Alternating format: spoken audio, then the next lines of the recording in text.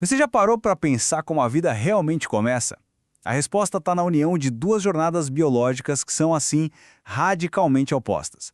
Hoje, a gente vai explorar como a vida se origina a partir de dois caminhos que não poderiam ser mais diferentes, mas que no fim se encontram para criar algo totalmente novo. Pois é, tudo começa bem aqui. A vida surge da união de duas células minúsculas, o espermatozoide e o óvulo. Mas o mais fascinante, o que realmente surpreende, é que os caminhos que essas duas células percorrem, desde o momento em que são criadas até o encontro, são praticamente de mundos opostos. E é essa dualidade que a gente vai desvendar agora. E, para a gente mergulhar de cabeça nessas duas histórias, tem um termo-chave que a gente precisa conhecer: gametogênese.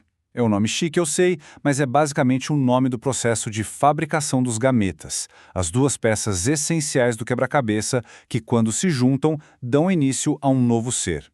Então, bora ver o nosso mapa para hoje. Primeiro, a gente vai dar uma olhada na produção em massa que rola na fábrica de espermatozoides. Depois, vamos fazer o contraste com a jornada superseletiva e finita do óvulo.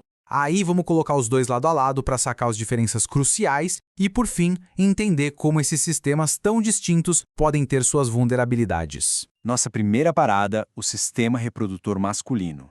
Pensa nele como uma fábrica que nunca para, sabe?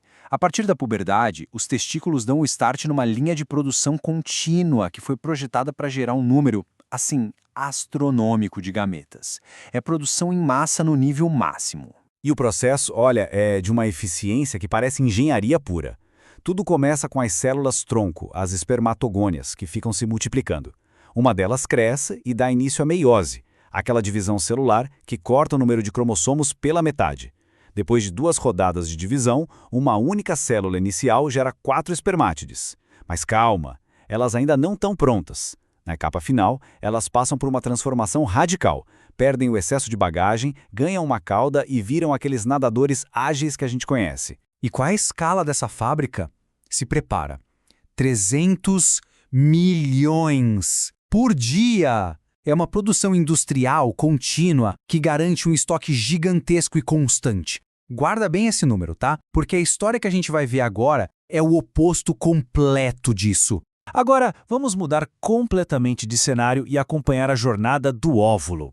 Se a produção de espermatozoides é uma fábrica, a dos óvulos parece mais uma galeria de arte, sabe? Com uma coleção limitada, super valiosa e extremamente seletiva, onde cada peça é preparada literalmente por décadas. E olha que doido, a jornada do óvulo não começa na puberdade, não. Começa muito, mas muito antes, ainda na vida fetal. Isso mesmo, todas as futuras células reprodutivas são formadas antes mesmo da mulher nascer. Elas começam a meiose e pausam. Ficam ali, dormentes, por anos, às vezes por décadas. A cada ciclo menstrual, um desses óvulos é despertado, termina a primeira divisão, é liberado na ovulação e, então, ele pausa de novo. A segunda parte da divisão só vai acontecer se e somente se houver fecundação. É um processo incrivelmente longo e cheio de paradas estratégicas. E aqui vem o contraste que choca. Lembra dos 300 milhões por dia? Esquece. Do estoque inicial de milhões de óvulos, a imensa maioria se perde com o tempo. No final das contas, só uns 400 vão ter a chance de serem liberados ao longo de toda a vida. É um processo de seleção rigorosíssimo e com data para acabar, que é a menopausa. Ok, agora que a gente já conheceu as duas vias, chegou a hora do grande confronto. Vamos colocar a produção em massa e a curadoria cuidadosa, uma do lado da outra, para a gente entender de vez as diferenças fundamentais que definem a reprodução humana. E olha só essa tabela, gente. Aqui a coisa fica escancarada. O início: puberdade contra vida fetal. A duração: um processo contínuo contra um cíclico, com pausas que duram décadas. O resultado: 4 células funcionando contra apenas uma. E olha essa diferença aqui que é genial, a divisão do citoplasma. No homem é igualitária, mas na mulher é totalmente desigual para garantir que o óvulo fique com todos os nutrientes para dar o start na vida. Cada linha dessa tabela mostra um projeto biológico completamente diferente para o mesmo objetivo final. Pois é, com dois sistemas tão diferentes assim, faz todo sentido que os pontos fracos de cada um também sejam bem específicos, né? Vamos ver agora como esses processos podem enfrentar desafios que acabam ameaçando a fertilidade. Do lado masculino, os problemas geralmente têm a ver com a fábrica. Ou ela produz pouco, ou a qualidade não é boa, ou tem algum problema no transporte, como uma obstrução. Fatores como a temperatura também são cruciais.